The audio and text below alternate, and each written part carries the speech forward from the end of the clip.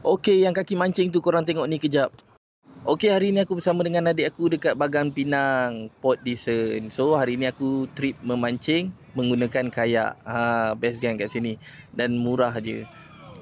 So, korang kalau tak tahu nak pergi mana hujung minggu tu, korang boleh bawa family pergi sini. Okey, untuk sewa kayak dekat sini hanya 100 gang. So, kalau korang nak contact, korang boleh pergi dekat aku punya tag Brother Wan.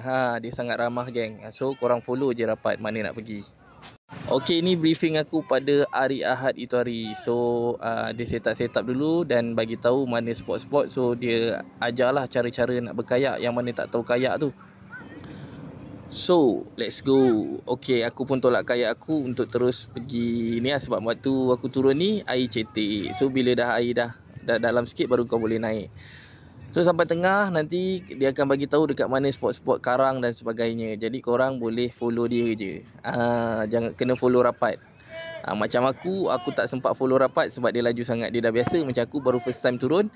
Jadi aku tak tahu nak kawal dan main lagi lah, senang cerita. So next plan aku akan turun lagi dengan adik aku dekat tempat yang sama untuk mencari gorgon.